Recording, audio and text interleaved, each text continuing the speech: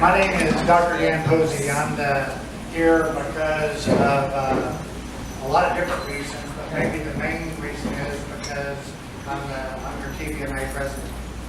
And there's lots of reasons for me to be here.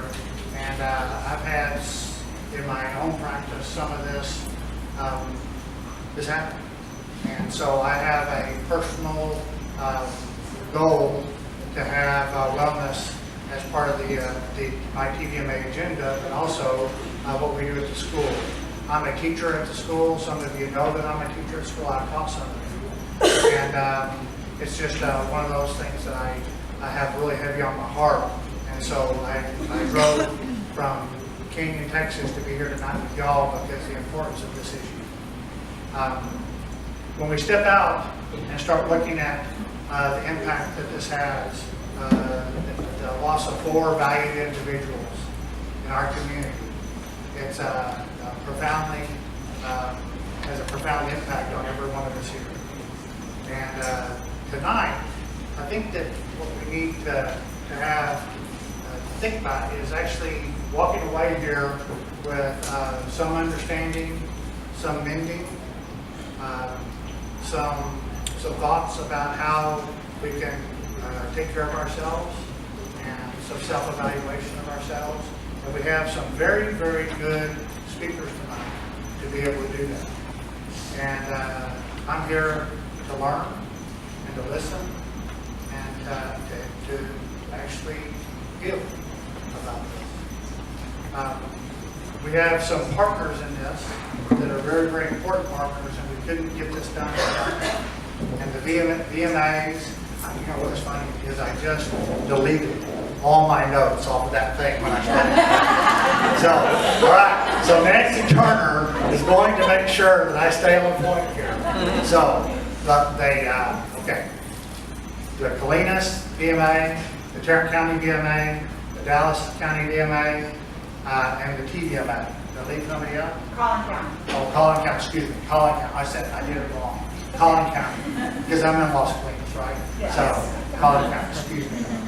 So, there's lots of support from that, and the power of that is that your VMAs, your local VMAs, and your state VMAs is the place to help with this issue. There's no doubt in my mind that the TVMA is very, very concerned about this.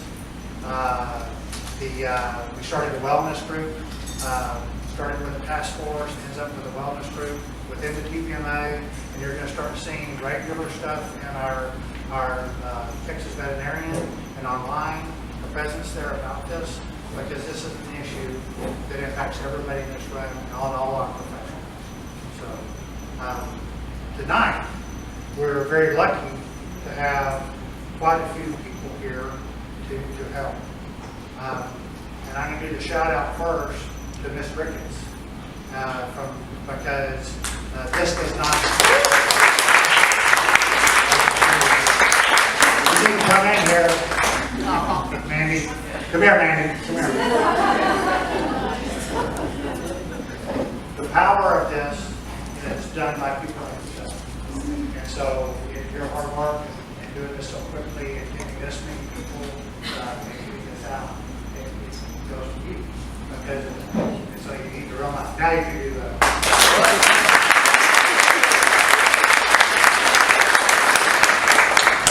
The other 2 individuals that are here are Dr. Ducote, Julie, Sandra, and they're going to be the persons that actually lead us this evening and actually increase our knowledge and make sure that we have a full understanding of where we're going from here. And so thank you all very, very much for investing your time with us. Thank you for doing the things that you all done and sharing your expertise. It's amazing where we're on this. The first thing is identifying. The next thing after that is finding the money. So, the other people that we want to thank is each and every one of you, because you're giving up an evening and away from your life to be here. I thank you for investing the time, because because this is the only way these problems get solved. And the only way that we get healing of a community is actually talking about it and sharing it and working at it together as a profession. The next person I need to introduce is actually Dr. Jordan Tace. And I've known Jordan for a really long time. In fact, I was lucky that I got to teach him, as some of you know. And he joined Texas A&M and has been a vital part of what's going on in wellness. He's also TVMA's vice chair of that committee. And so I'd like to go up here and talk a little bit about what's going on at the CVM and what we're doing for students. Hi, I'm Jordan Tace. I teach down at Texas A&M now, and just want to give you kind of an update of what's happening at A&M and answer any questions anybody has, and I'll be sticking around, obviously. So in terms of wellness at Texas A&M, we have a wellness committee, which is composed of faculty, staff, and students. We also have a wellness chair, officially under the SCAVMA umbrella now, which started this last year, and a current third-year student holds that position. And for those of you who are not familiar or not been to College Station in a while, we have new facilities, new VBEC buildings. So one of the things there is actually going to be kind of a fitness and wellness room dedicated. We're actually working on getting some different equipment there, physical wellness for students. We invested some money in what we call a courtyard cart and a wellness wagon. So basically, the courtyard cart is just filled with just items, footballs, frisbees, those big poofy chairs that you see at the beach. So students can just grab one and relax between classes. And then we're going to have an indoor wellness wagon for cold, I should just say super hot days. There's no cold days here. So when you don't want to go outside with dominoes, puzzles, things like that to relax. Additionally, for those of you who are familiar with the curriculum, we are starting a new curriculum with the class of 2021.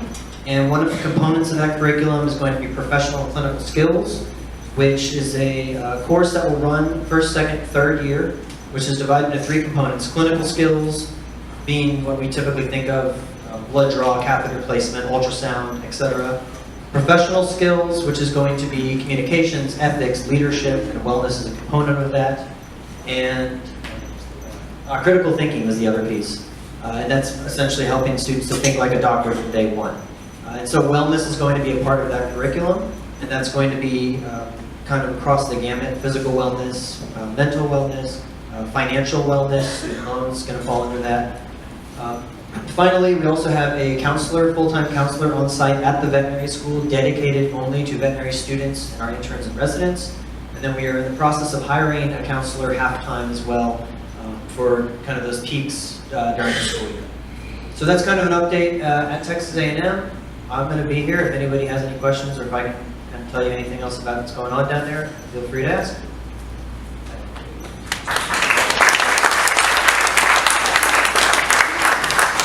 Of course, I forgot to mention one thing on the wellness committee that they're doing is you're going to see in TVMA magazine itself, you will see monthly wellness section that's going to be added. It'll probably be in August edition is where it's going to be. And there's persons in this room that actually could help us.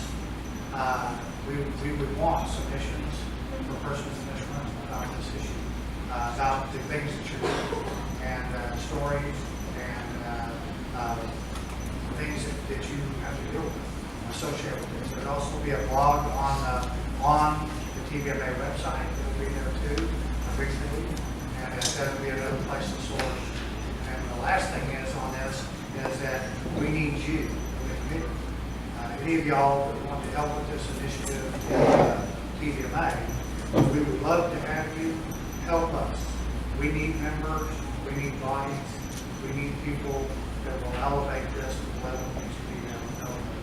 And that's how you do it through committee work with the TVMA. So if you aren't a member, we'd love to have you as a member. If you want a place to work, we've got a place to work in that committee. We'd love to have you and join us. So I'm going to hand it over to y'all, so you're actually the person who came to hear about this here. And so met these 2 women. Sure. Thank you, Dr. Posey. So I think most of us in the room know each other.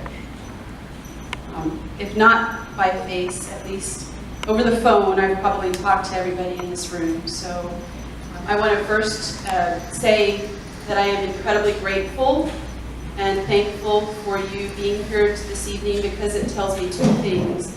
It tells me first that there's an unbelievable amount of caring and compassion among the people in our profession and in this community.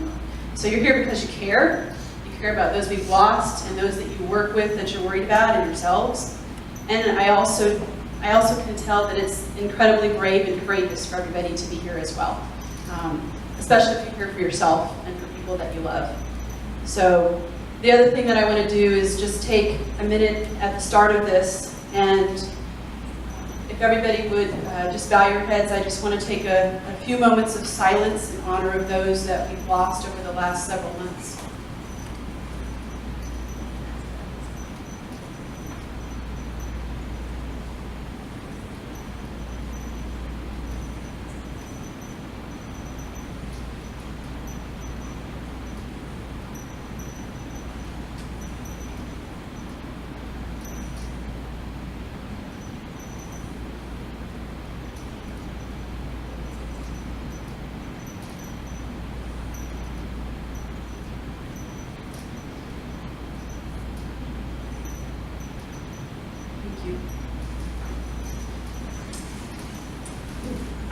So I am here tonight because I could not sit still and be quiet, and this is my way of dealing with the feelings of helplessness and fear that this issue provokes in me and brings up for me, both for myself, for the people that I work with every day that I love, and for some of the people we've lost that I knew very well and have worked with in the past.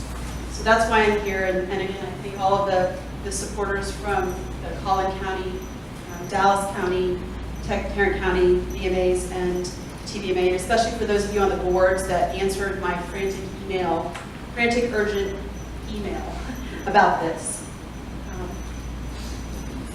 So I want to just give you a little bit of outline of what we're going to do this evening. I am going to start by just addressing what the current information is that we have. As a scientist, data is always what I look for first, and so of course the first thing I do is look for that, and I'm going to share some of that with you about what we know about suicide in our profession.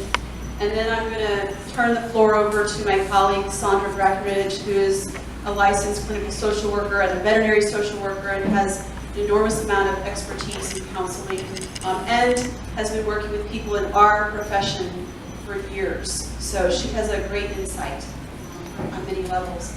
She is going to talk to us about grief, and specifically the grief that's unique to suicide situations, and those of us who survive it or who love people who commit suicide, and how we respond.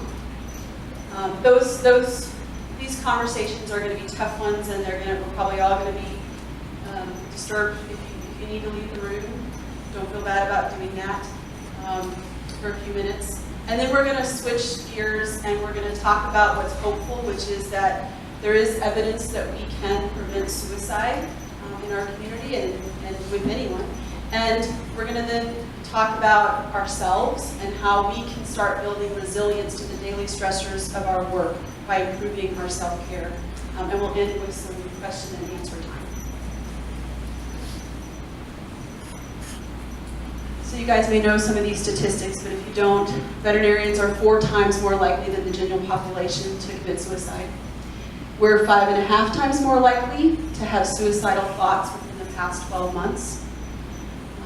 And 24 to 25% of veterinarians have seriously considered or have attempted suicide. Very scary. So why? In the last 5 to 7 years, I have to applaud the AVMA as well as numerous researchers who've taken up the cause and done some amazing work looking at risk factors and reasons for this. This is one of the studies that was published in 2015, and it's probably one of the landmark ones because this was a survey study, and they got responses from over 11,000 veterinarians. And some of the data that came from that is that 1 in 11 veterinarians have suffered serious psychological distress. 1 in 6 have had suicidal thoughts since leaving vet school. And only 32% of veterinarians in this that responded to this felt like people in general were sympathetic towards others that had mental illness.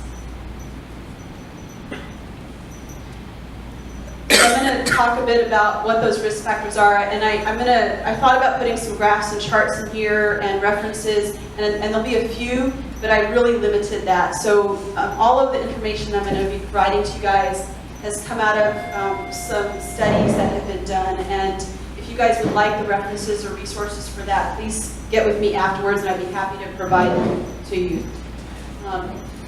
For the general population, we know that there are several big risk factors for suicide. The number 1 risk factor is depression, and other forms of mental illness can also contribute. There are personality factors, substance abuse.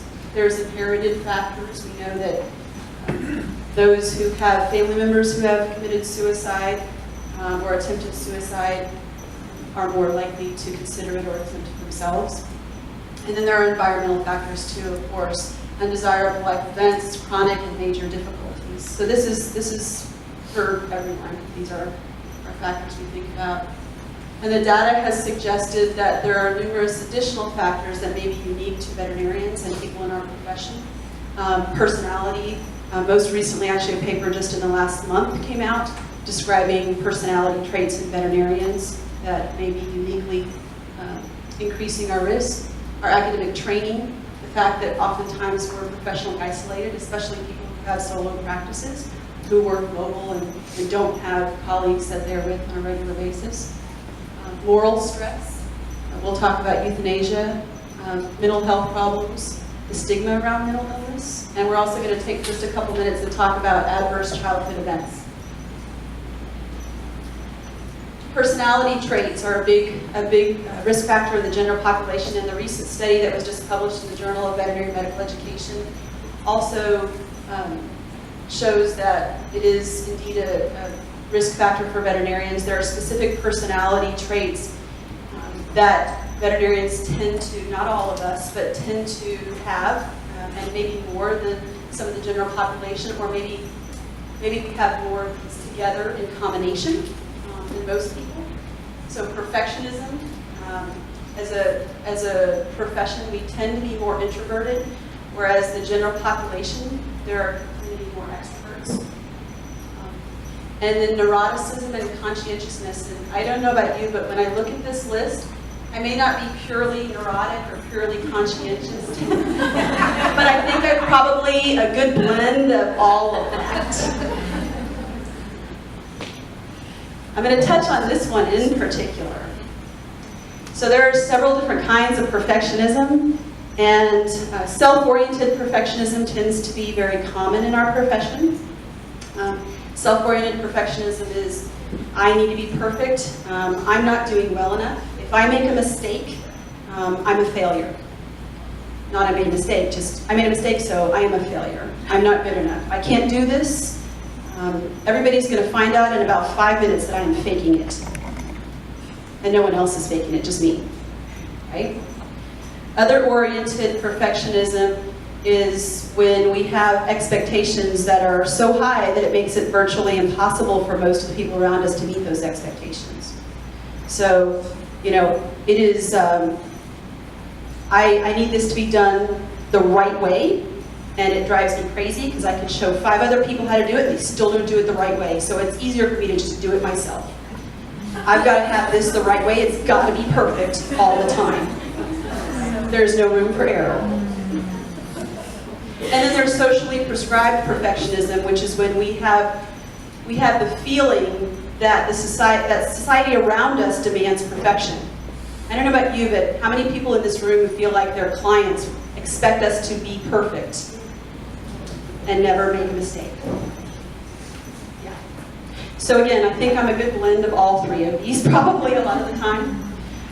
Brené Brown is somebody who is an inspiration and a mentor to me. She is a faculty member at the University of Houston. Even if the parent never demands perfection of the child, if the parent is a self-oriented perfectionist, if my daughter sees me working 14, 15, 18 hours a day all the time and not sleeping or not giving myself a break, she is potentially more likely to grow up and have perfectionist tendencies. I don't know if that's directly hereditary or environmental or a combination. The ultimate question.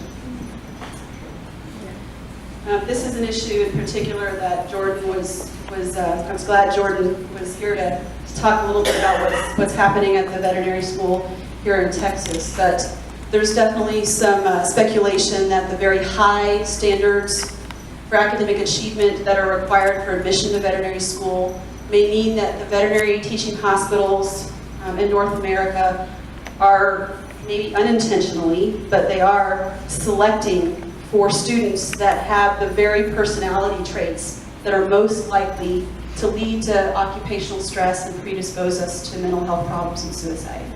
You know, in other words, if I have to have a 3.9 GPA to get into vet school, how much of the rest of my life outside of academics have I had to give up in trying to prepare to apply to veterinary school? And then there's some thought about the issue of the hidden curriculum at school. And I'd even go so far as to maybe extend that to hidden culture, using the word culture. Have you guys heard of the hidden curriculum? Are you familiar with that? So the hidden curriculum is the things that are unconsciously conveyed to the students about the cultural and moral environment in which they find themselves. There's a lot of information that we learn in school, but what are the things that we learn from watching the faculty members, the residents and interns, and how they behave? Do they behave in a manner that shows that work-life balance is important to them, that taking care of themselves and their coworkers is important to them? Do they behave in a way that tells us that if we leave work after they do in the evening, that's okay, but if we leave work before they do, forget it. We're not going to make the grade. So this can I'd also challenge each and every one of you to think about this in your practice, in your organization too. You know, what the hidden culture is that is prevalent. And some of it we may have control over, and some of it may organically happen and we may not even realize it's happening. And I have definitely seen that in my organization itself and in the places I've worked.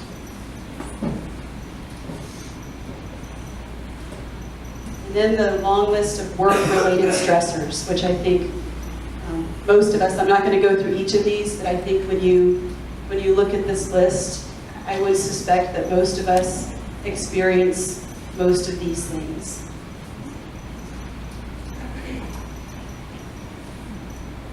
Moral stress is when you have a conflict and are forced to make decisions based with two competing ethical standards that are very important to you, or at least two, it could be more than two. For example, I want to do the very, very best thing for the patient.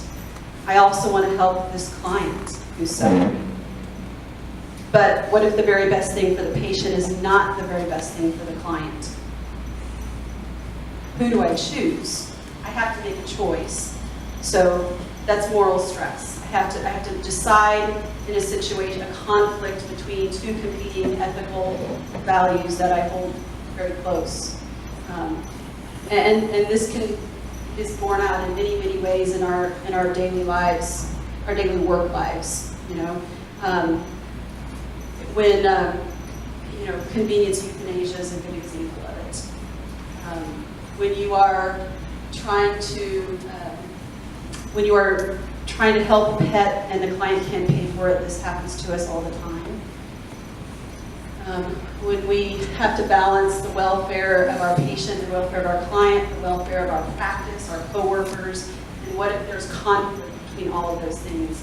This is often for a lot of us a daily stress that we deal with.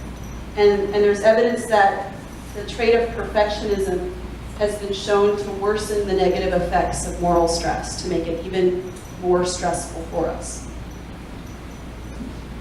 I think most of us would agree that euthanasia is a gift to our patients and is a kind thing that we can do to help relieve suffering. So I don't want to not point that out. That is absolutely true. But it is also, it can also be a stress to us. And it is very true that veterinarians and veterinary technicians experience death of patients, whether by euthanasia or natural death, 5 times more than any other medical professional does.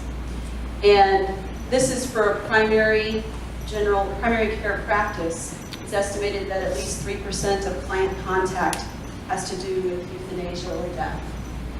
If you're in a specialty practice or if you work in an emergency practice, that number is quite a bit higher, substantially higher. In general, our society doesn't like to talk about death, and even we are uncomfortable talking about death. And in fact, most people in our society, especially those who don't have experience in the medical field at all, oftentimes go around feeling like, we can almost cure everything if we just try hard enough, and that can be avoided.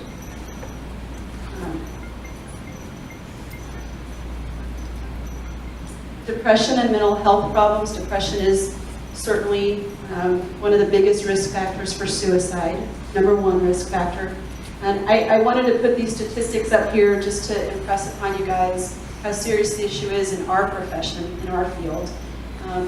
The NIH reports that 6.7% of all US adults over the age of 18 experience depression. In that NET et al. Study, 9% of veterinarians reported that they were currently in severe psychological distress, but 31% reported that they'd had at least one period of depression since leaving vet school. 31% compared to the general population. And this is, I'm sorry, it's maybe not coming out easy to read, but this is focusing on veterinary students. This was a survey that was done of the student AVMA task force several years ago. And this was, the numbers of veterinary students were quite a bit higher even.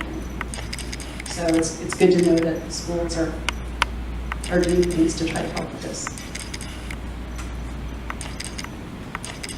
This is an issue in our society as a whole, and certainly I think in the medical field, the health professions, and in the veterinary field.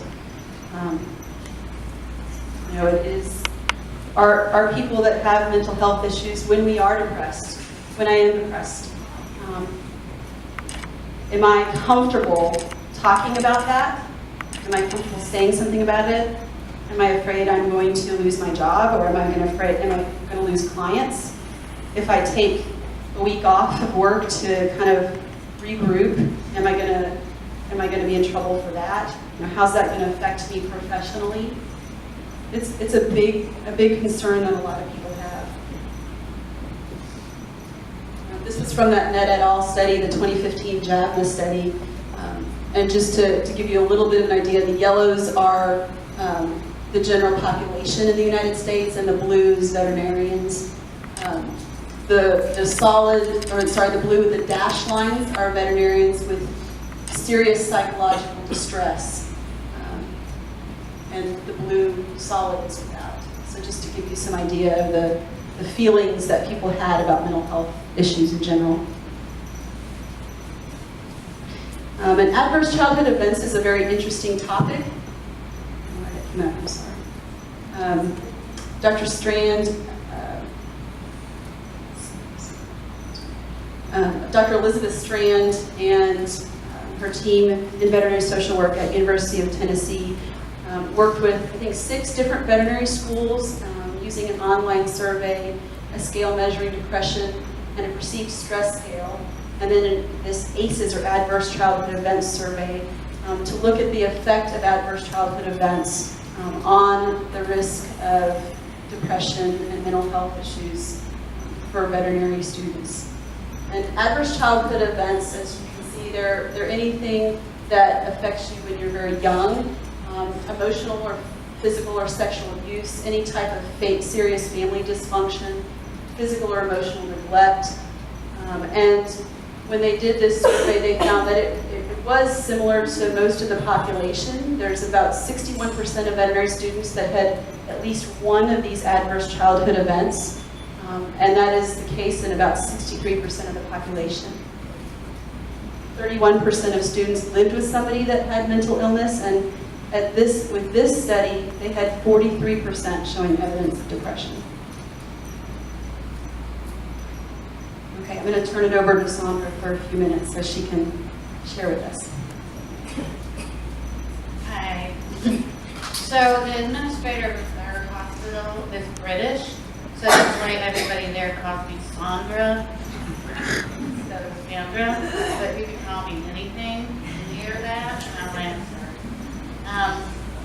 So I'm going to talk about grief and suicide, grief in general, and then grief due to suicide. It can be emotional for you. And then I'm going to talk about prevention of suicide and clues to suicide.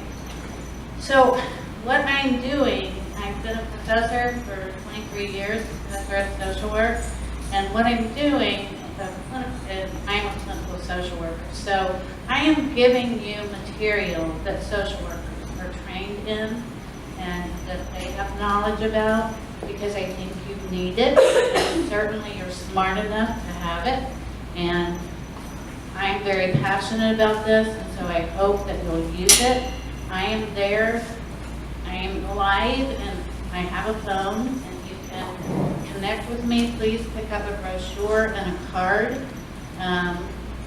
What I'm doing also is I'm throwing myself into setting up social work programs in private specialty hospitals around the country, so that people like you have social work. The other thing I want to say as sort of an introduction is that most of the research, as Julie just described, is on veterinarians. And I know a lot of you are veterinary nurses, technicians, maybe receptionists, maybe kennel assistants, and you're all at risk.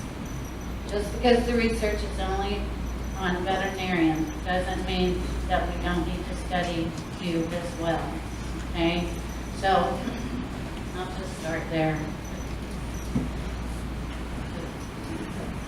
So let's talk about grief first. So grief is a response, and it's an involuntary response. None of us would ever want to be grieving. We would choose not to.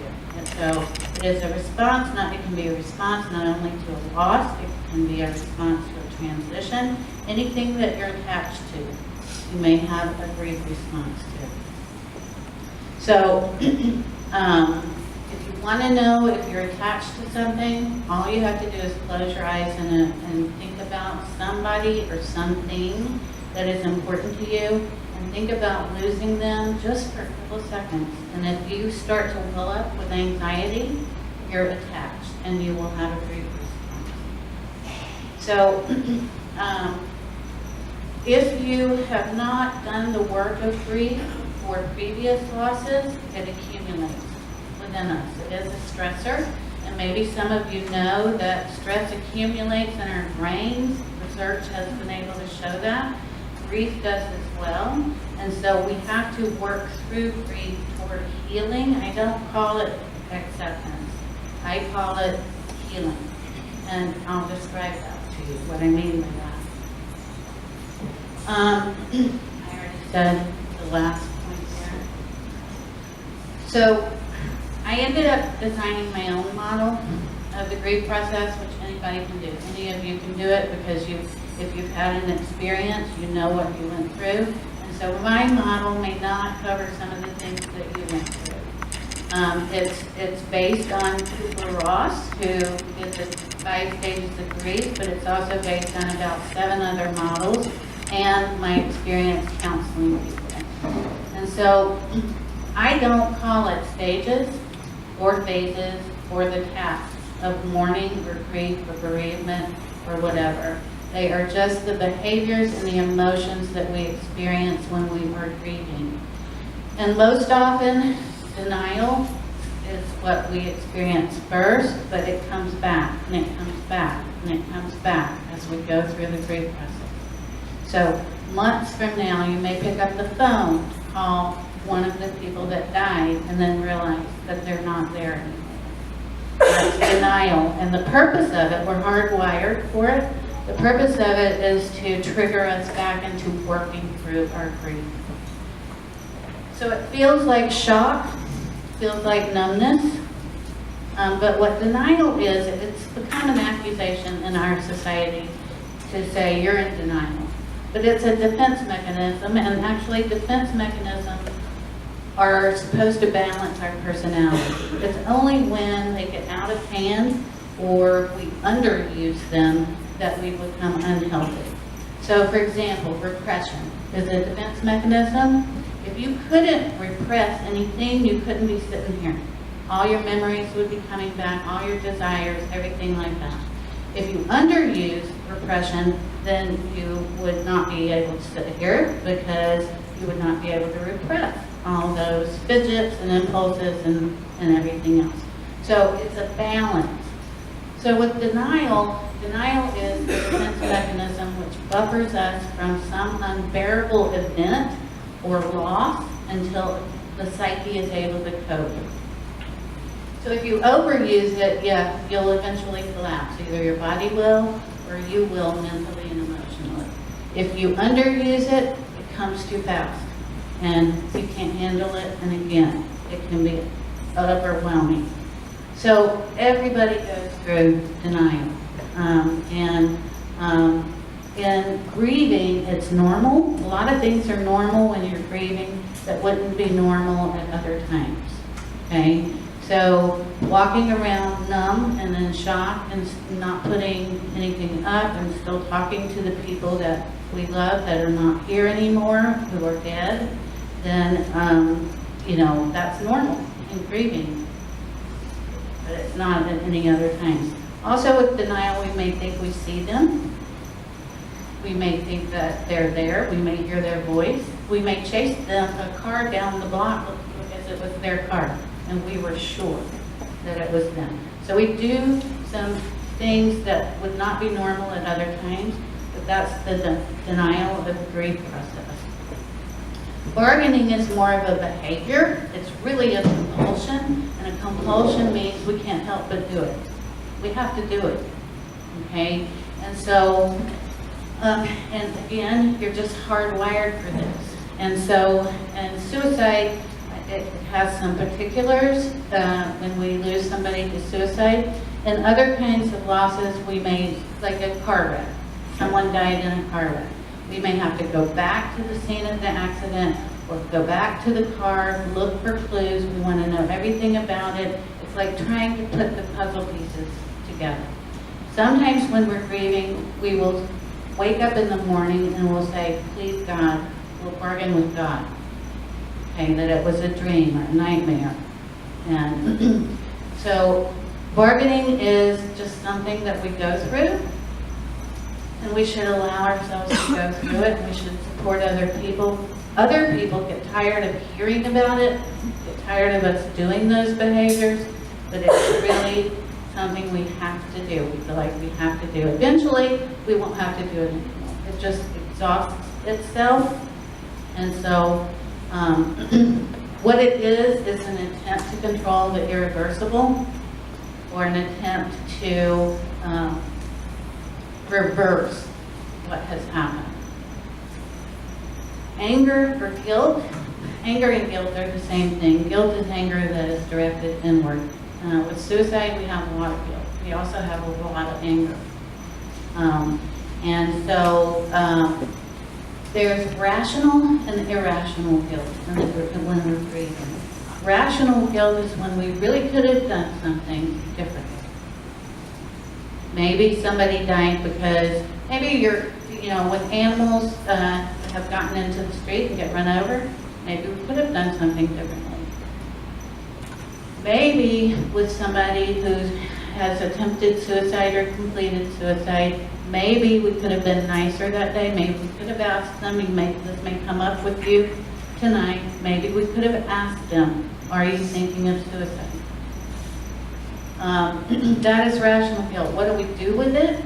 We change in the way for it. We don't beat ourselves up for it because we're human and we learn things every day of our lives that we didn't know the day before. Okay?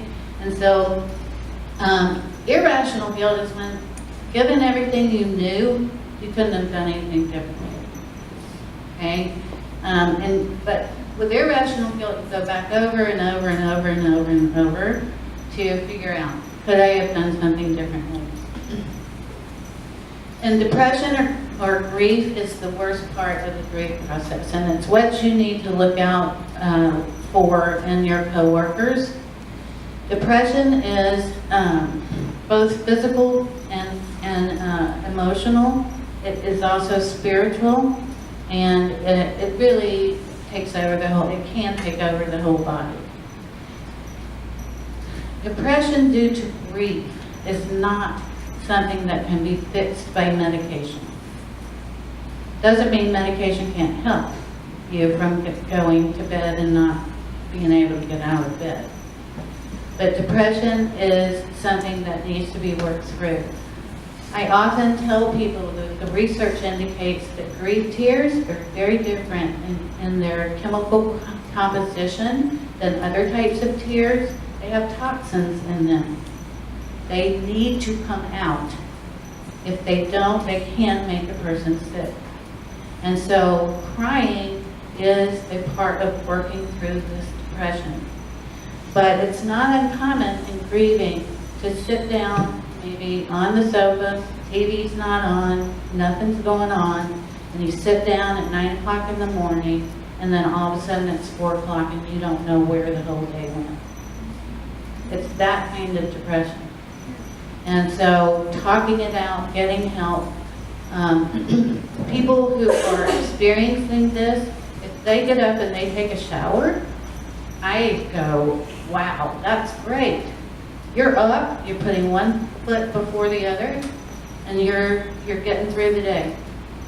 That's amazing. That's how debilitating it can be.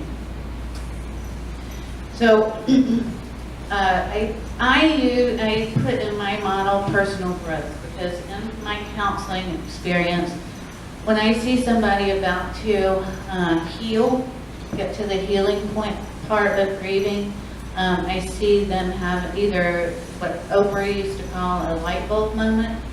It's really an epiphany. What it is the person comes and says, you know, and they look a little bit lighter, and they have a little bit of shine in their eye, and they say that they realize what they learned through this pain that they could not have learned any other way. And when I hear that, or I hear something like that, I know they're nearing healing for every grief process that I've ever worked with. So what is healing? How do you know if you're healed? It's not acceptance, it's not getting over it, it's not letting go of the person. I hope you never let go of the people. I hope they're always in your life somehow. What it is it's like, you know, when you've been hurt very badly, maybe let's say it's a laceration, and you go and you get it sewn up, but they didn't clean it out very good. So it doesn't heal very well. And eventually you have to go and get it opened up again and cleaned out again. That's what it feels like to be grieving. Okay? And it takes longer to heal, right? And it's painful for a while, and then it starts to heal, and then you may hardly even notice it, but it's still kind of red, maybe even raised, the scar is. And eventually, a year or so away, you don't even notice it, but when you do notice it, it's a part of you, and you can look at it and you can remember all the pain that you went through, and that's what healing to grief, and grief is like. Those scars, it will leave scars. So just like the scars on your body, but those scars become a part of you. So this experience will be a part of you. can call it a new normal, but I think that's minimizing what healing is like.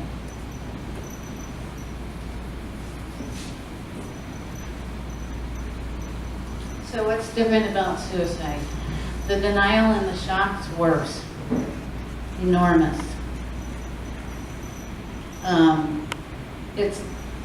You may have more post-traumatic stress disorder as defined by flashbacks, anxiety, afraid to wake up the next day because you're going to hear bad news again.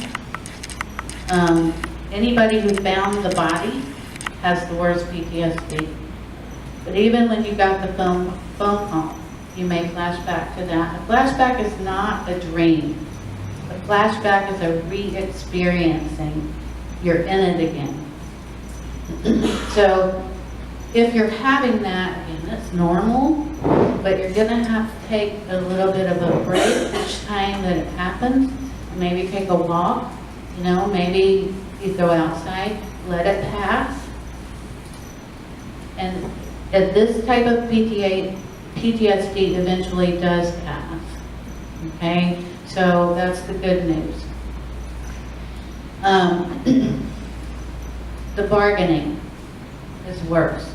And the people who have survived suicide or have had loved ones, we call them survivors, they've had loved ones who have killed themselves, say that they recommend that people do psychological autopsies, which is going back through everything that the person wrote, said, texted, talking to friends, almost interviewing them to kind of piece together puzzle pieces that are missing.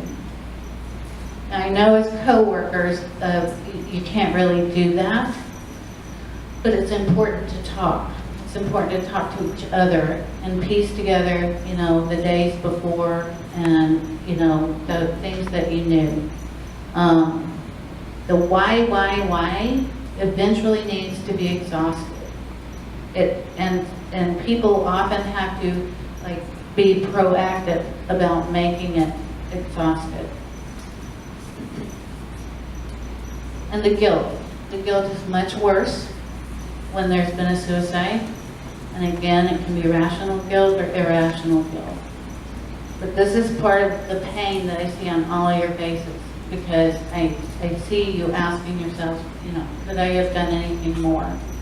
Is there somebody out there right now that I should be doing more for? So hopefully you'll go home with some answers tonight. The anger, when somebody dies in a different way, we can be angry then too, but we're usually directing it outward. Maybe at the doctor, maybe at the drunk driver that hit the car, maybe at, somebody else. But suicide is the ultimate rejection. It is, what people have told me is it is saying you weren't enough for me to stay alive. So that's hard to take, and it's okay to be angry about that. It's also, a lot of you may have thought about suicide and you're still alive, so you may be angry about that. I did it. I'm here. I'm still going through it. Why couldn't you? In our Western society, it really is not permissible to be angry. But I'm telling you, it's okay. If you don't express it to a counselor or in a journal or to your best friend, then it will come out in a way, at people that you don't want to hurt. So please be aware of that and express it in some way. And then depression. And suicide, it's stigmatized. And I want to talk about the families of people who kill themselves. They often, afterward, will go inside their homes and rarely open the door. Because let's face it, when there's a suicide, we look at the family and we go, oh, what was going on there? They know that we're doing that. And so we have to be careful to still be nurturing of those families. Often it wasn't necessarily any one thing that made a person get to the point where they wanted to kill themselves. Cognitive dissonance is for all of you. So what that is when you have experienced something devastating and then you go back to work or you go to the grocery store and you see people laughing and you see people being okay, you see people loving each other and you hate them. Okay? Because you can't feel that right now. So it's again normal in the grief process, but it's confusing and it's disturbing to a lot of people. So I wanted to point that out.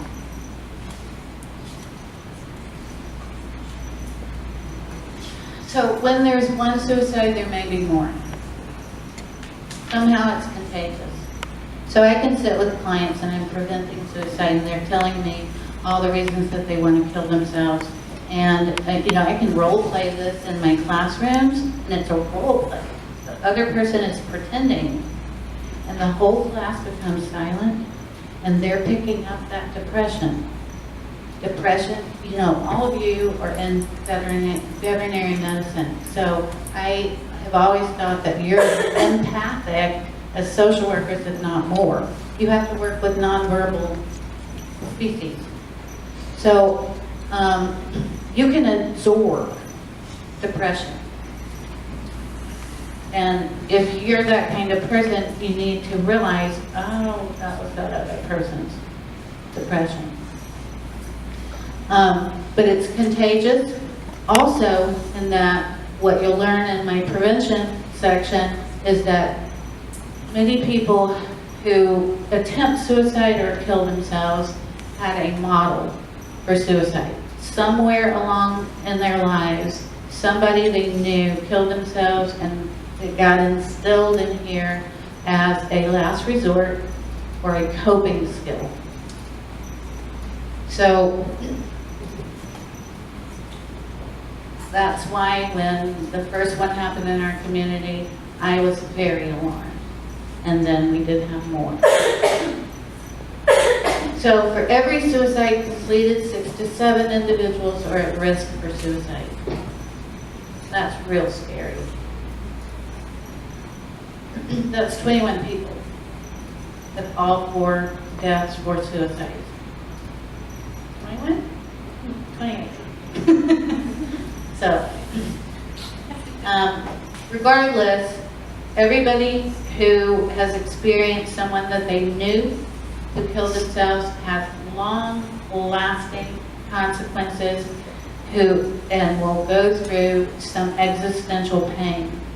What is the meaning of life? Why not suicide? Those kinds of questions. And some survivors may never heal completely.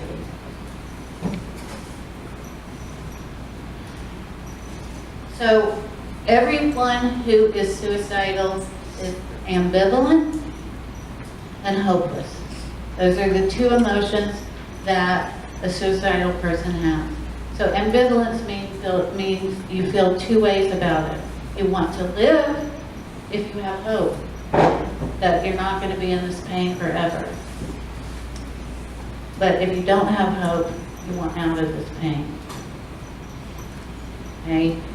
The message for you is hope is what is needed. Okay? I didn't mean to go on here. So,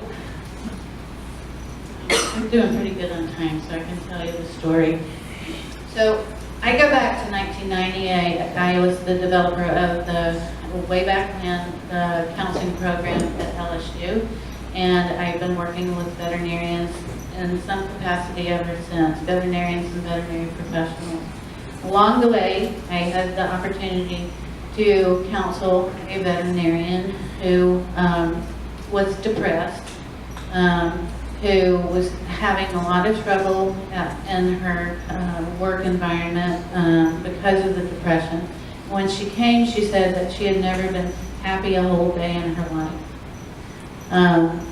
And she definitely was depressed, and at some point I assessed her for suicide, and she was imminently suicidal.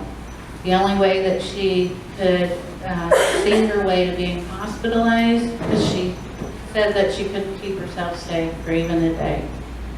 And so then we consider hospitalization, and hospitalization is not being in prison. Okay? Hospitalization hopefully is a way to get real treatment real fast, to get some not only medicine, but also group treatment, individuals, therapy, things like that. Group therapies.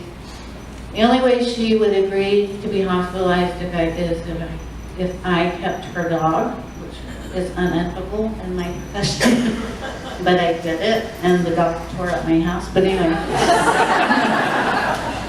But she got treatment, and she came out. She was feeling a lot better, working really well, and then a few weeks or months later, she started becoming depressed again. So another hospitalization was in order. She agreed to hospitalization again this time. I didn't keep the dog. She came out, and now she had a new diagnosis, which was bipolar disorder, which ups and downs and that kind of thing. But she was accurately diagnosed. And so again, she had a third hospitalization, but this time when she came to me, and I could tell she was depressed, and I asked her, "Are you feeling suicidal?" She looked at me very angrily and she said, "Sandra, if you saw an animal who was in as much pain as me, who had been in pain for as long as me, you would recommend euthanasia." She taught me something. She really did that day. And I paused for a long time before I can answer. But then I answered, and I thought, but I can explain to you that we're working on it, that we will find something, that you can be treated, that it can get better. And I believe that with all my heart. So that was my answer to her. I don't know what you think about that, but there you have it in a veterinarian's mind and what they think about it. Okay? So the end of the story is, even so, as angry as she was at me, she was hospitalized again. She received a treatment that worked. It had some sad side effects, but it worked. She was able to work. She's alive today. And this was at least 20 years ago. She's made a lot of difference in a lot of people's lives and a lot of animals' lives. So I have no regrets about sticking with it with her.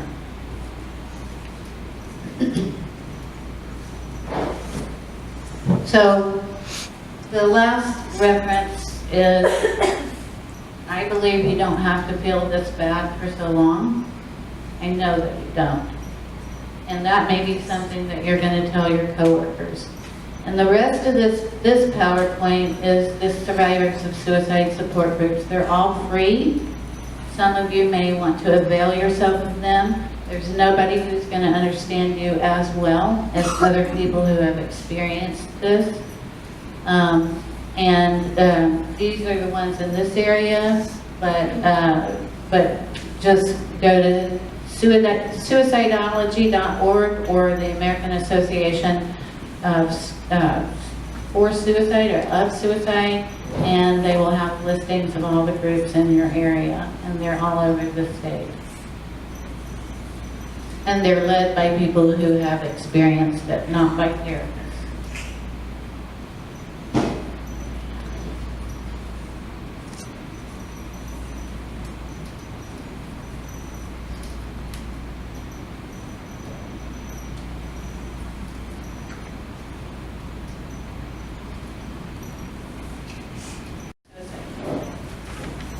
Would you believe that not every counselor and not every social worker gets education in this? Isn't that a travesty? I don't know how that happens, but I have heard from my interns and from people from other schools, you know, that they don't. So we can't assume that every counselor out there knows how to work with regard to suicide. Some facts about suicide. Most people do give a clue or warning. I know for a fact that 2 of the people that we're talking about tonight did. They talked about it. So we have to be alert to that and know what to do. That's the problem. Whoever they talked to really didn't know what to do. Okay? So suicide does run in families and communities. If depression, bipolar disease, schizophrenia, and many of the other mental disorders such as OCD, other anxiety disorders, they all run in families. I mean, let's face it, you know, you inherited 2 sets of genes, right? Which were 2 pairs of grandparents. So it does run in families in that way, but it also runs in families as a model for suicide. So a person that found their mother at 4 years old OD'd on the floor may also have a model for suicide, even though the mother survived. And the 4-year-old didn't understand what happened, but maybe they did understand. So it does run in families and it runs in communities. So if we have a suicide in a high school or a middle school, we have, as counselors, have to get in there pretty quickly and do a postvention because it can be contagious. Suicidal people can be talked back into living. Again, that's that ambivalence. People planning their suicide can appear suddenly happier. That's not a myth. When you're in the depths of depression, it's difficult to plan and carry out the suicide. So it may be after they're feeling better, or they may be feeling better and then something triggers the plan that they had before. Alcohol and drug use greatly increase the risk. Alcohol and drug use lower inhibitions and increase impulsivity. So if you know somebody who has a tendency to be suicidal, who relapses into alcohol or drug abuse, or they're using at the same time, they're at high risk for suicide. If the person receives proper support, they may never be suicidal again. That's what keeps me going at 5 o'clock on Friday afternoon when somebody tells me they're suicidal. So that kind of support may be they wake up in the hospital because they OD'd that badly. Okay, then they get intervention. Intervention may be that they are hospitalized. Intervention may be that they call a hotline when they're suicidal. It's not everybody. 10% this is not true of. That's not a very high percent. Talking about suicide does not increase the risk. In most cases, if you inquire if they're suicidal and you want to hear, what have you been thinking about doing, and do they have a plan, those kinds of, you'll see on their face that they're like, I didn't think you wanted to know. I didn't think you were interested. So talking about suicide actually lowers the risk of suicide. Many people will visit their doctor within 3 months of a suicide attempt. We think it's just because they just want to feel better. So who do you go to? You go to your doctor. Guess what? In the majority of medical schools, doctors are not trained to assess for suicide. 15% of people with severe depression for at least a month eventually kill themselves. And suicide occurs most often, I have a blank because I'm surprised, but I hope it's the right one. What day of the week do you think it happens most often? Tuesday? Anything else? The majority of research says it's the early mornings of Monday. Yeah, so after midnight, early morning.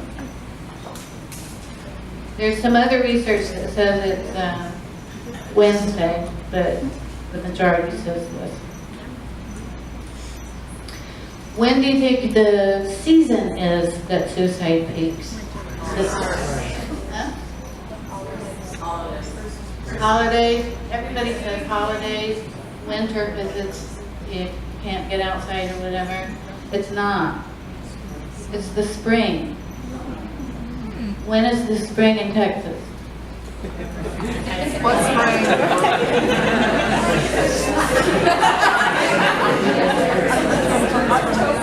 Different every year, really. So it depends where you live, but spring is defined as when the birds start chirping and, you know, the flowers start blooming and the trees start blooming and everybody's sneezing and young couples are out there kissing and that kind of stuff. And the depressed person makes it till then and says, I still feel like crap. So suicide peaks in spring.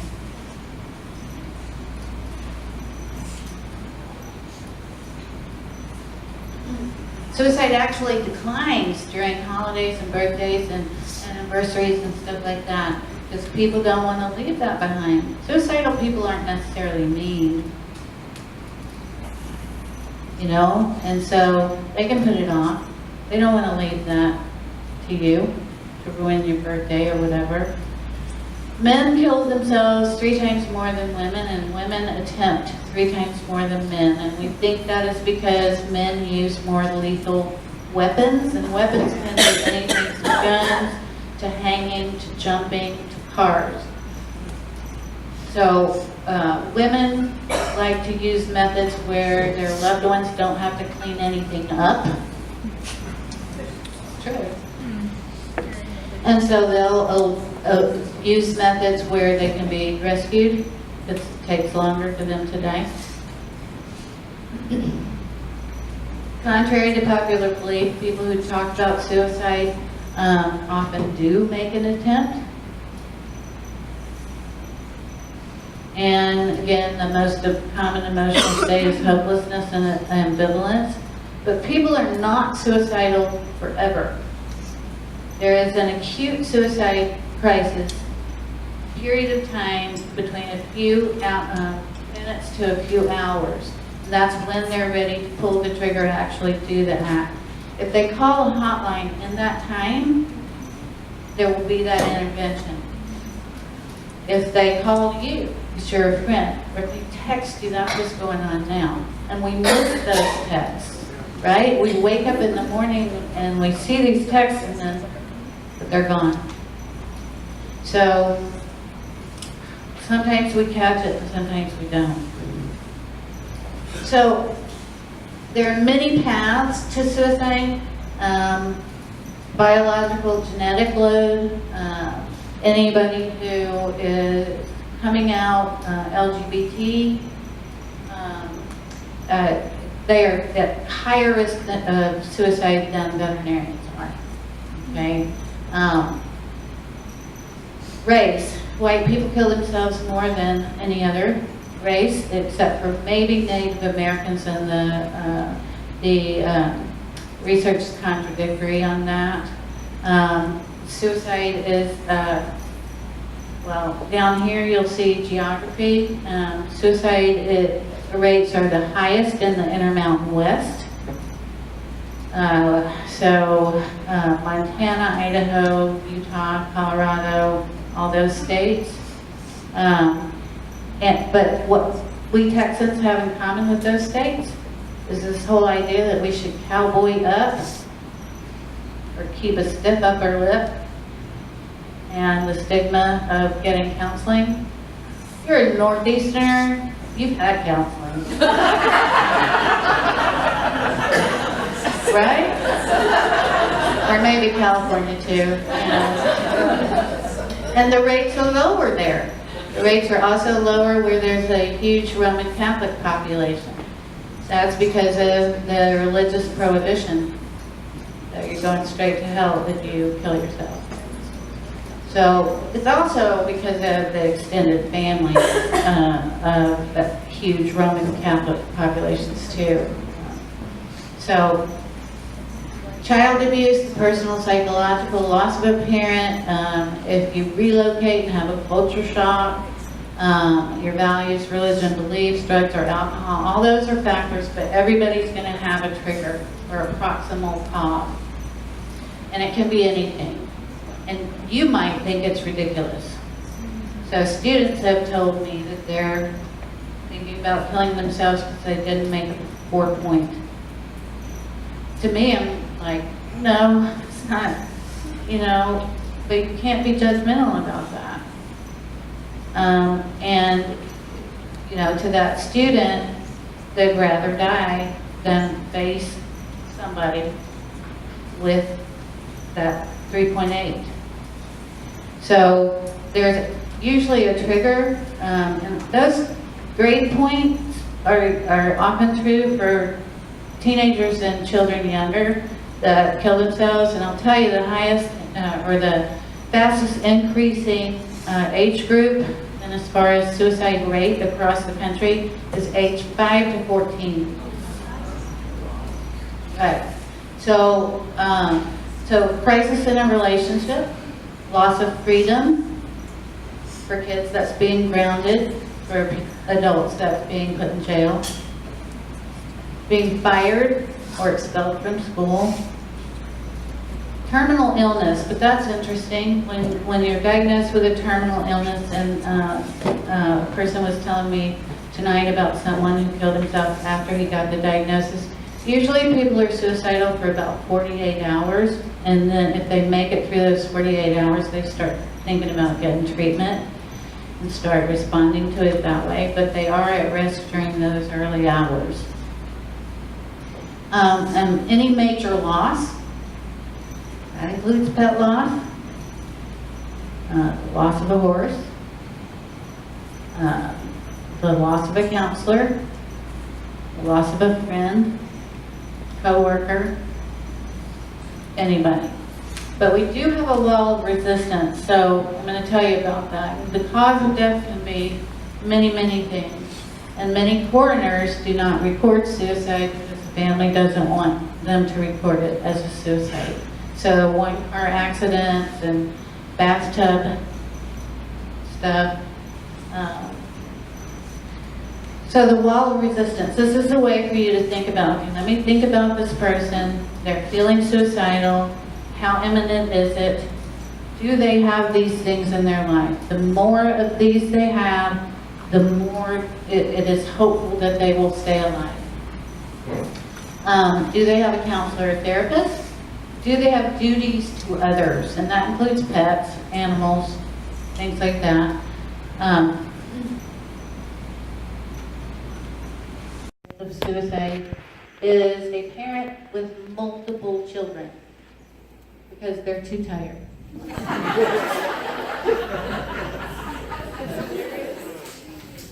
But that's true, that is a stat. So, duty to others is important. If they're in good health, physical health, if they have been prescribed medication, psychiatric medication, and they're taking it, if they have fear of the actual death, if it's going to hurt, or if they're going to be disgraced, or a disgrace to their family can be a fear too. If they have job security, or if they're unemployed, if they have job skills, that's a hope. I said responsibility for children. If their significant other is supportive. If they have to do a lot, jump through hoops to get the means to go buy a gun or to get the type of medication that they want to use. So if they don't have it in the back of their truck, they're at less risk than if they have it, have to do stuff to get it.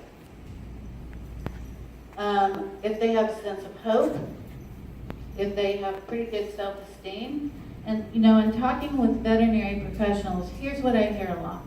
I hear some pretty good self-esteem, and as far as their work life and their capability of performing things, you know, that are job responsibilities, you know, whether it's a tech or a receptionist or a veterinarian. They have pretty good self-esteem that way, but there's something that is underlying that can be triggered, and it has to do somehow with criticism, because they have such a harsh inner critic that if somebody at work criticizes them, they go boom. So a calm environment, AA or an NA sponsor, if they have best friends. A safety agreement is having somebody promise that they will keep themselves safe until such and such time. For me, as a counselor, as a clinical social worker, I may say until tomorrow. I may say until next week at this time, can you keep yourself safe? Suicidal people are brutally honest, and they'll usually tell me the truth. And if they can't keep themselves safe for any period of time, then we really need to get them in the hospital, talk them into going to do an assessment. Treatment availability, so if you're in a rural area, there's not a whole lot of treatment, there's not as much. If somebody lives like way out 20 miles down a dirt road, you know, that's, treatment is less available. So that's a risk factor.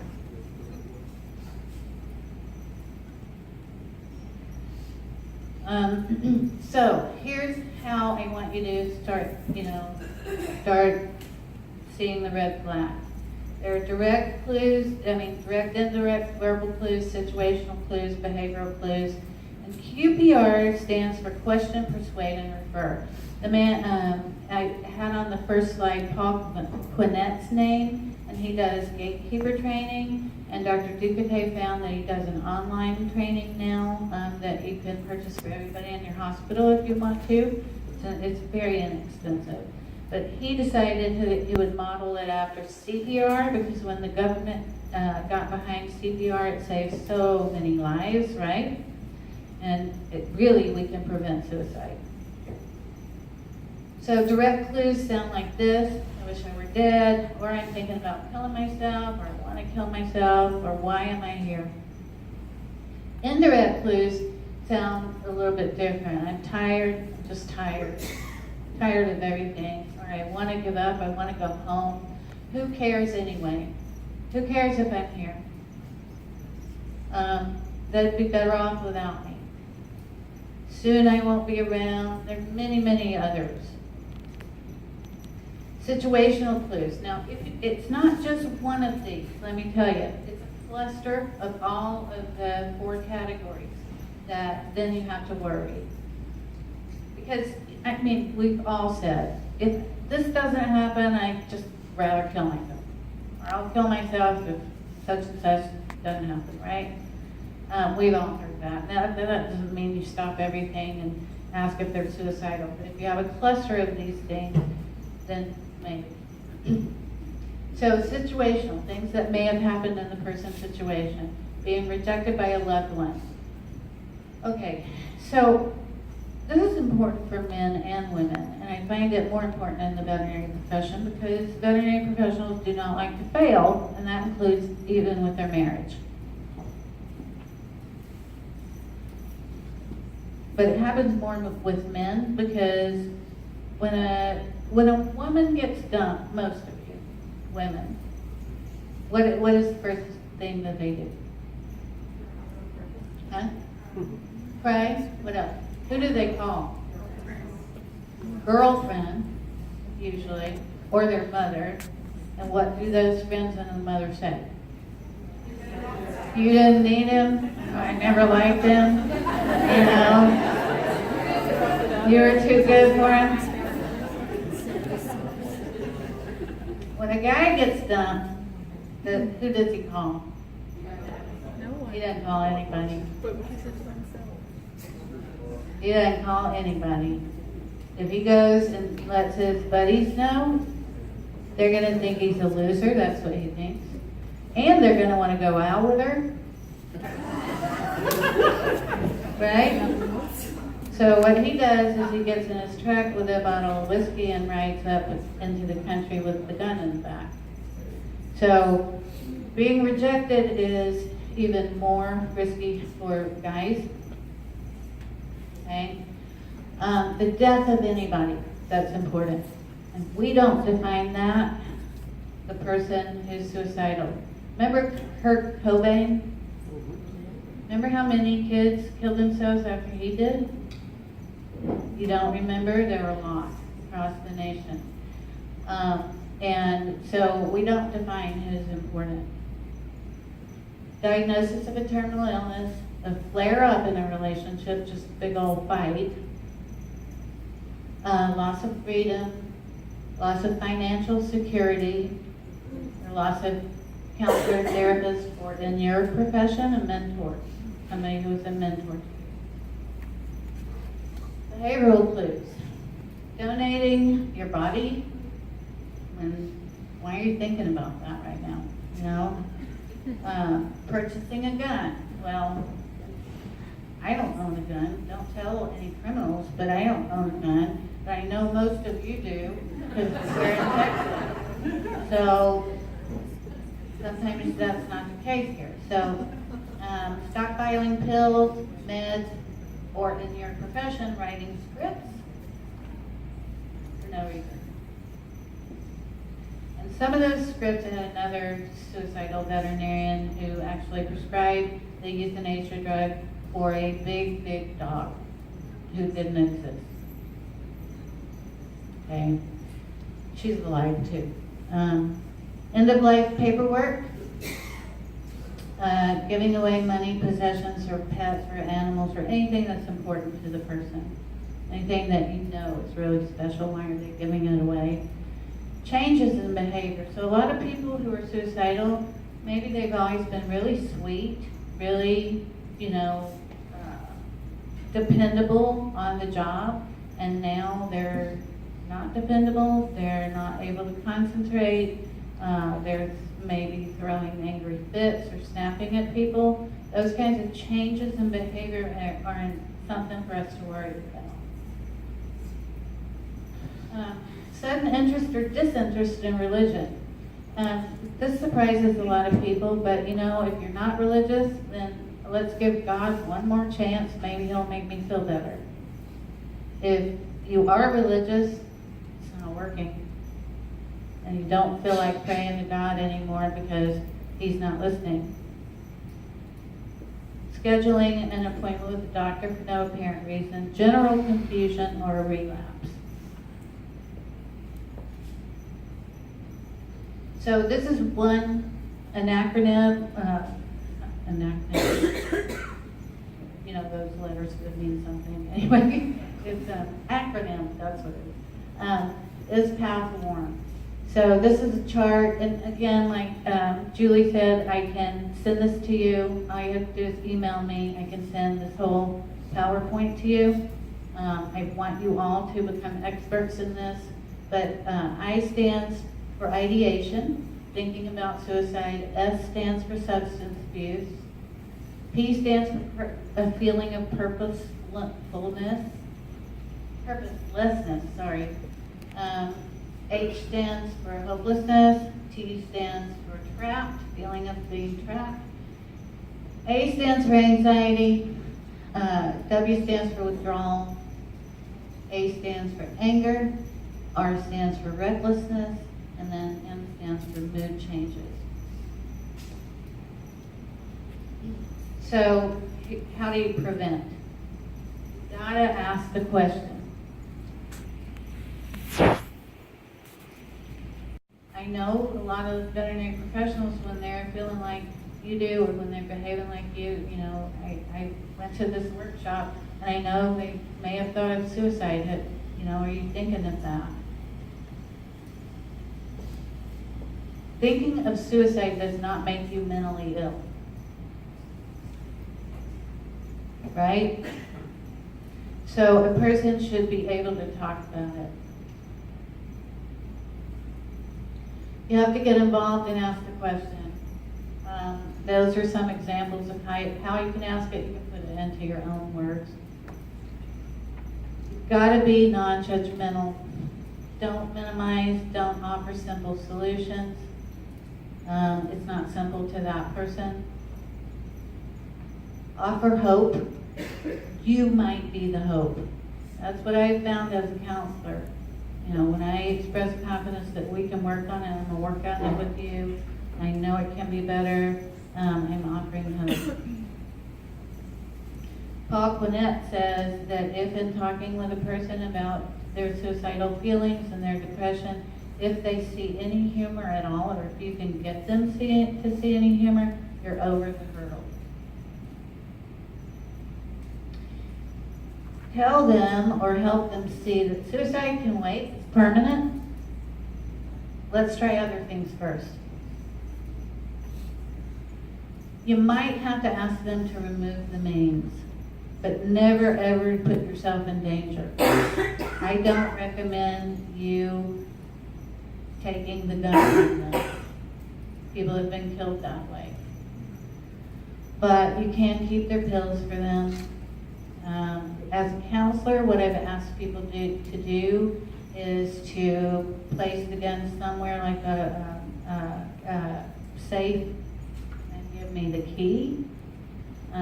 Pills, I've asked them to give the pills to a friend and have a friend call me and let me know they have the pills. So there are a bunch of ways you can do this, but it lessens the risk of an impulsive act. Be hopeful.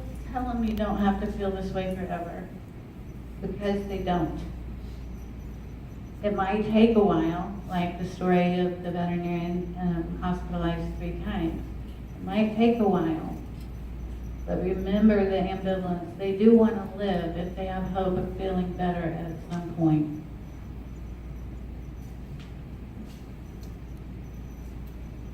Don't be shocked or frightened when they say it. Try to understand that the problem is not, or try to help them understand is the way that should read, that the problem is not worth dying over.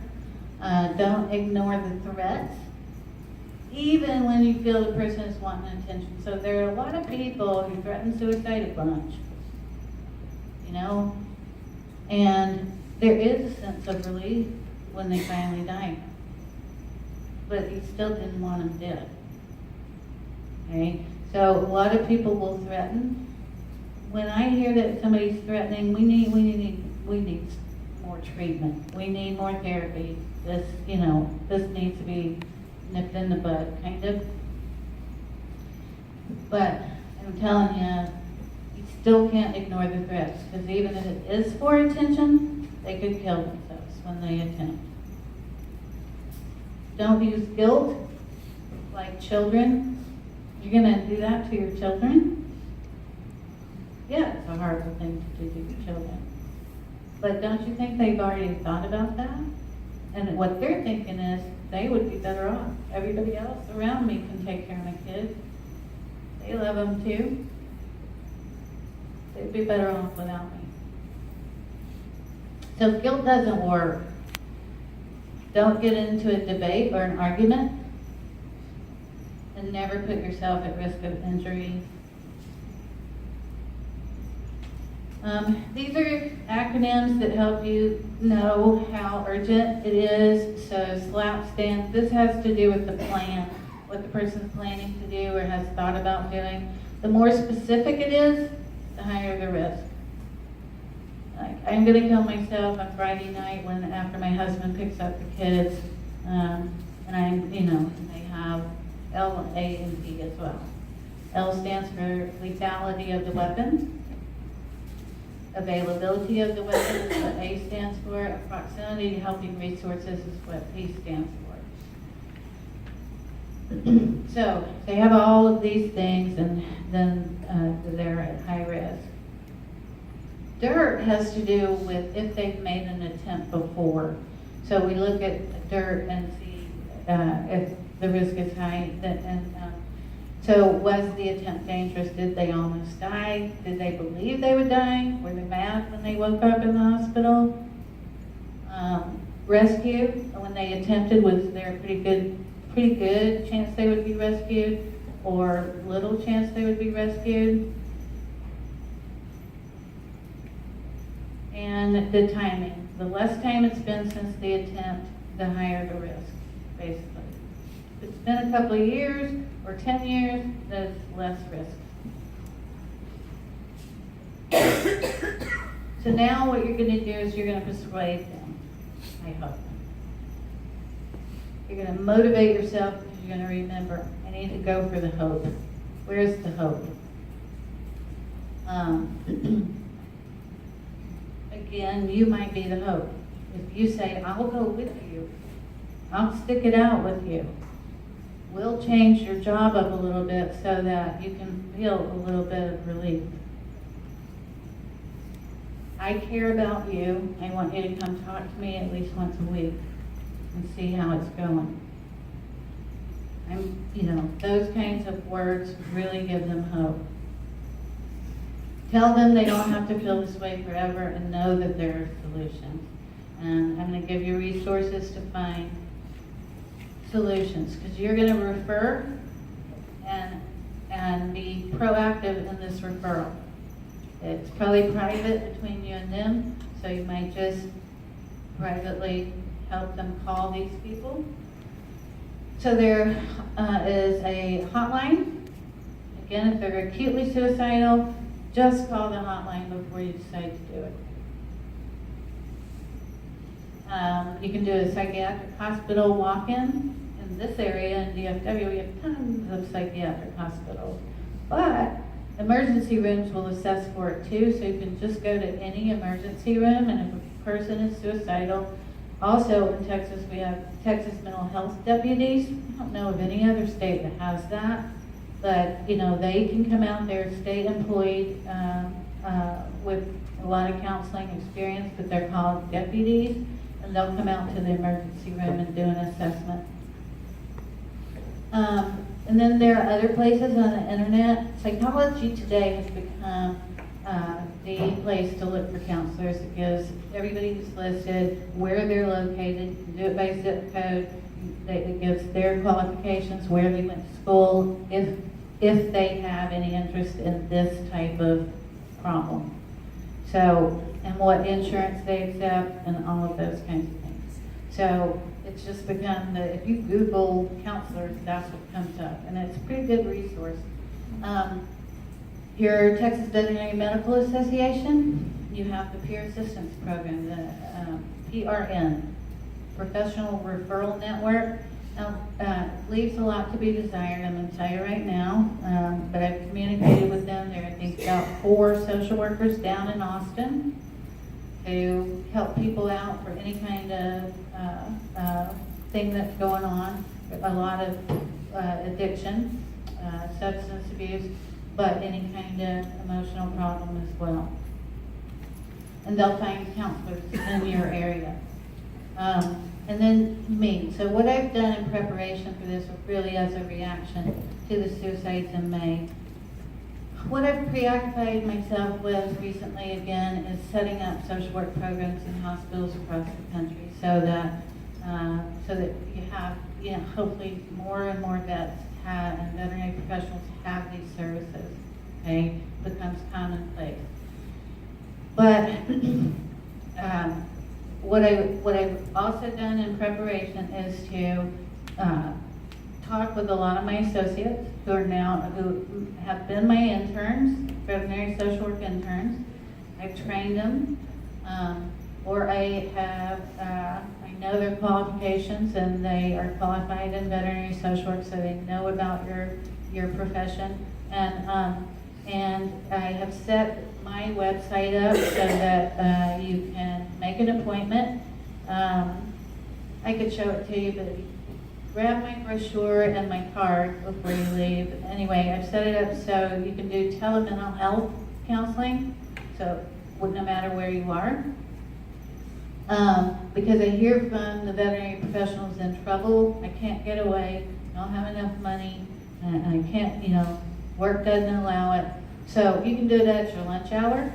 There's possibility of 15-minute appointments, 30-minute appointments, 45-minute appointments, whatever. You can do it from the privacy of your home. You have to fill out some forms that are all HIPAA qualified forms, but it's possible this is the wave of the future, and I just realized that maybe this is the only way that veterinary professionals will reach out for help.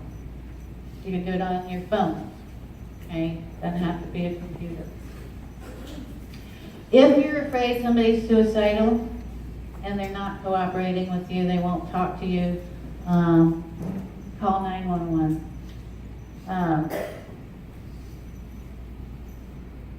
So situation, hypothetical situation. Somebody starts texting somebody at your clinic that, some of the statements that I've given you. And then they stop texting and they live an hour away. 911. The police are happy to go do a welfare check. They will make the person open the door. They will see what kind of state the person is in. And they'll make a judgment call and they will let you know. So sometimes even when that happens, you might not be suicidal again. If the person has a readily available weapon, do not take it away. Call 911. I do that if I have a client in my office and they're suicidal, I know they have a weapon, and they drive away, they will not get hospitalized. I have to call 911. They know that we're supposed to help, especially me, and a counselor, but you can do that too. So, let's talk later, get my information, if you need. But I also just kind of,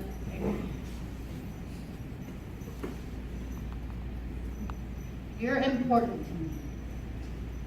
I have worked with you for years.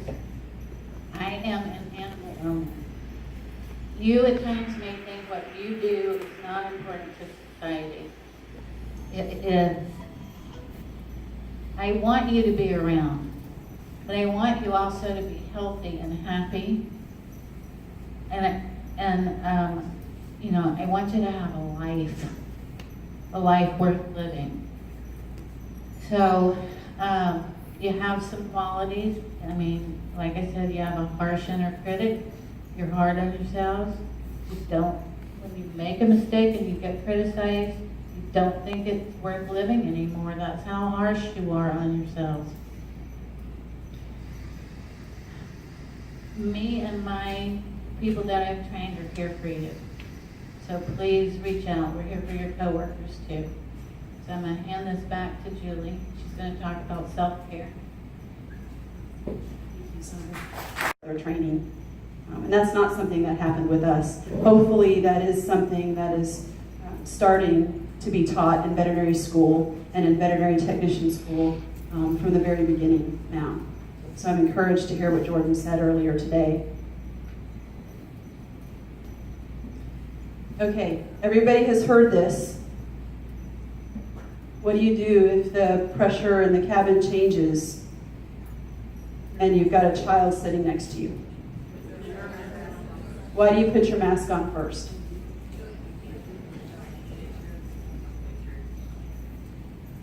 Because you can't help them if you're out. Can't take care of anyone else if you don't take care of yourself first. Yeah, that is the oxygen mask rule. And why do we not understand this for ourselves? This is it. If we don't take care of ourselves, we can't take care of anybody else.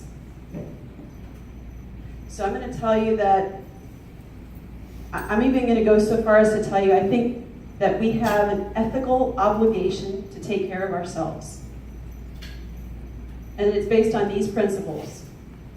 It is unethical for us not to attend to our self-care as practitioners because sufficient self-care prevents me from harming those I serve. Pilots aren't allowed to fly after a certain number of hours in the air without getting sleep. How is it that we think that it's okay for us to treat patients if we haven't slept? Responsibility of self-care. Ultimately, I don't care who I work for, who's my employer, who I'm trying to help, it is ultimately my responsibility to take care of myself. And there's truly no situation, there's no person, there's really no patient that can justify neglecting my self-care.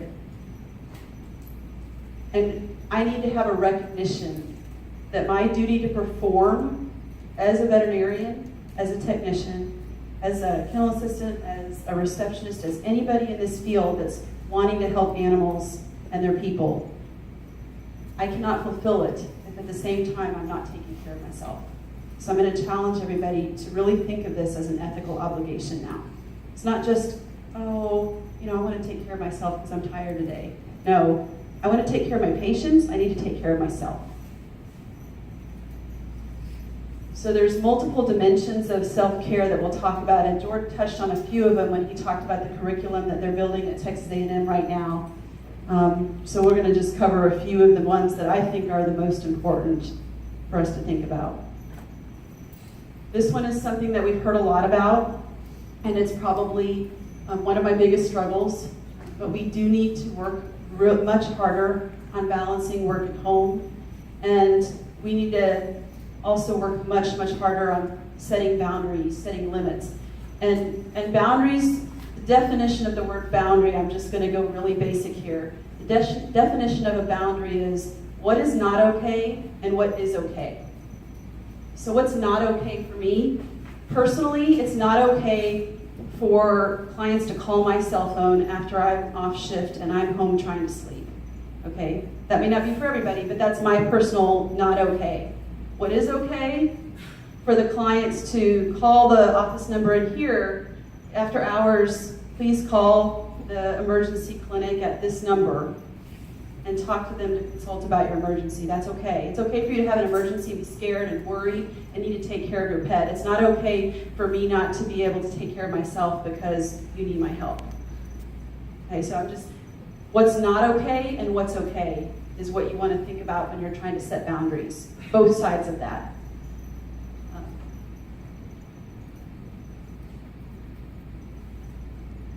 Generating work satisfaction, really important part of our professional self-care. Literally making ourselves, even on the hardest days, take 2 seconds at the end of the day to remember why we're doing what we're doing and why we got into this in the first place. I keep all of the client emails and thank yous, and make yourself read one at the end of the day, for gosh sakes. The number one thing that we don't do to take care of ourselves physically, I used to think it was exercise, because that's the thing I hate to do, but it's not. The number one thing that we don't do to take care of ourselves is we don't sleep.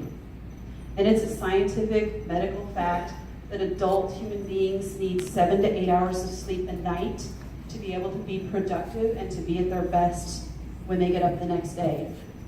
Yeah, there's a lot of people that think, oh, I can go on 5 hours of sleep, or I can, that person doesn't need to sleep very much. No, adults need 7 to 8 hours of sleep a night. So it's not just the quantity too, it's the quality. We need to really be able to sleep. We need to be able to deeply sleep so that we can restore ourselves. There are so many physiological processes that happen in our body when we sleep. If we're not sleeping, that's not happening. We also need to eat. And I know I have proper nutrition written here, but I'm just going to say eat. I don't care if it's a donut. I don't care if it's, a protein shake. It doesn't matter even what it is. Food is fuel for our bodies. That's all it is. It's fuel for our bodies. And if we don't eat, if we don't make time to eat, then our bodies cannot perform and our brains cannot perform at their best. There's an incredible amount of research on how starvation causes psychosis. It's amazing. And it doesn't have to be starvation for very long. So just eat something and eat it regularly. 3 meals a day and 3 snacks a day. Eat. On the psychological front, it's also really important that we work always on self-improvement, and I think we're all really good at going to CE lectures on a regular basis. We have to do that for our profession.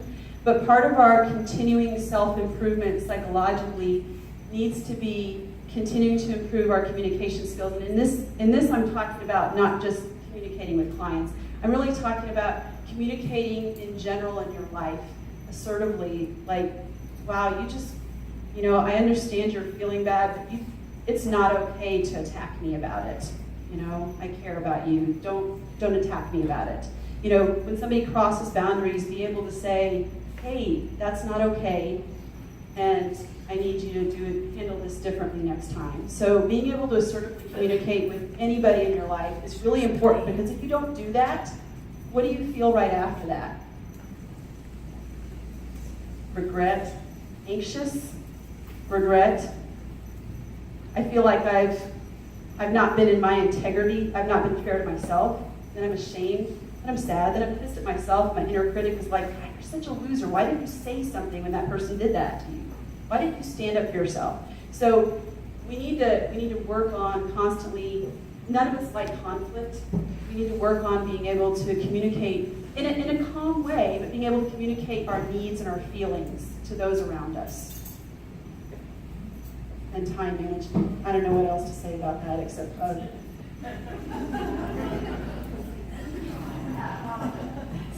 say no to that last appointment of the day.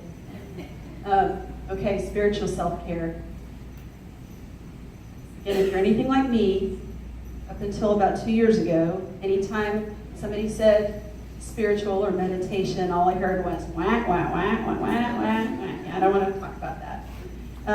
But now that, again, as a scientist and a researcher, now that I have become aware of the enormous amount of research in neuroplasticity and neuroscience that centers on the benefits of meditation, on the benefits of even not specifically meditation, but mindfulness. This is something that everybody needs to really, really think about. Develop a spiritual practice in your life on a regular basis that is calming for you, okay? If you are religious, definitely become engaged with that. Don't let it slide. And if you're not religious, that's okay too. You don't have to be religious to be spiritual. All of us need to connect with our souls. We need to be present. Mindfulness is the area that has the most research, and Dr. John Kabat-Zinn, who first did a pretty amazing, enormous, again, research project at University of Massachusetts Medical School, and I think it was in the late 70s, actually proved that going through an 8-week curriculum that he developed, teaching doctors to practice mindfulness, managed to reduce anxiety, chronic pain, chronic fatigue, reduced depression, reduced feelings of stress and burnout. And then he repeated this with all kinds of groups of patients. Patients that had chronic fatigue syndrome, patients that had terminal illnesses, patients that had cancer and were going through cancer treatment. And to this now, in the last 35 years, this has been reliably, repeatedly proven that doing mindfulness over just an 8-week period can greatly improve your physical health. Functional MRIs have shown that it actually literally changes the way your brain functions. So MBSR, for short, is something I'd encourage you to look into, and there are courses all over the place that are offered. It's 30 minutes a day, max, that you spend on this. I spent 10 minutes a day, because I didn't think I could devote 30 minutes. But even 10 minutes can make a huge difference. And there is, some of these you pay for, there is a free online course offering that is amazing, and it goes through the entire thing with you over an 8-week period. This is a book that was published just in this year, looking at specifically mindfulness again and how it can help physicians in their lives. Social self-care is the other dimension that's really important. And when I'm talking about social self-care, yes, you need to have friends and you need to spend time with friends and family. But what I'm talking about here is intentionally thinking about having support for yourself. You need to have a couple of people in your life. And you don't need to have 5, 10, 20 people. Just 2 people in your life, 3 people in your life that you can turn to when you are under stress, when you're having a hard time, that you can turn to and they will be supportive, and you know they're going to be supportive every single time. And they're going to tell you that that you haven't been the worst failure in your life, and they're going to tell you that there is hope and that things are going to get better. So think about, and even write them on a tiny slip of paper, put them in your wallet. Who are the 2 people in my world that I know, I don't care what I did, when I call them, they're still going to be supportive of me. Okay? Think about if one of those people should be a professional counselor or therapist. I really, really have gotten to the point where I feel strongly that pretty much everybody in our profession needs to have a therapist. All of us. Again, like Sandra was saying, you're from the Northeast, you have one. You know, if you don't have one, you should. You should have somebody, you should know of somebody that you can call if you need help. And you should know how to call those people and how to contact them when you need help. Be intentional about it. So I'm just going to quickly conclude our presentation with reiterating veterinarians and team members, we are at higher risk for suicide than the general population. It's very important, although that first 45 minutes of this is hard for us to think about. It is very important to know that there's evidence that suicide can be prevented, and there is hope. We can talk about it. Talking about it doesn't make it happen. It actually lowers the risk of it. So remember that. Question, persuade, refer. Your team members and your coworkers that you're with every single day are at risk, and you're at risk. So pay attention. When you're mindful, you're present, pay attention to the people around you and ask them, listen, and ask them, intervene if you're worried. And don't forget, self-care is an obligation that we have as veterinary professionals. It's the way we're going to become resilient to the daily stressors of our work by taking care of ourselves. Kimberly Pope Robinson, I didn't mention you guys, recently published a book. She's a veterinarian, and I think she was actually here and spoke last year for some of you guys who might have been present. But she talks about self-care in terms of filling up your balloons, your physical balloon, your social one, your emotional one. It's an incredibly important thing, and it's the way that we're going to become resilient to the stressors of our work. I'm going to close, unfortunately, on a little bit of a sad, scary note, but to tell you guys that just in the last week and a half, one of our friends and veterinarians here in the community, she and her team members sent out an email survey to everyone on their email list, which was probably about 250 veterinarians and veterinary clinics, I guess I would say, in the area. And it was a survey about compassion fatigue and suicidal ideation and stress at work. And if you got that, your friends and contacts, so that we can try to collect as much information as we can about what's happening with people in our local community here. But it was a little bit scary. It is a little bit scary because looking at the percentages we talked about that are published in the literature, so far we've had almost a 40% response rate to this survey, which is amazing, in a week or a week and a half. And there are a lot of people who are struggling a lot. Not just, it's a scale of 1 to 5, I think. Not just a little, but like 3 to 5s across the board, 4s and 5s across the board. There are a lot of people that are struggling a lot. And as Sandra said, all roles. Not just veterinarians, technicians that are registered, technicians that are not, kennel assistants, receptionists and CSRs.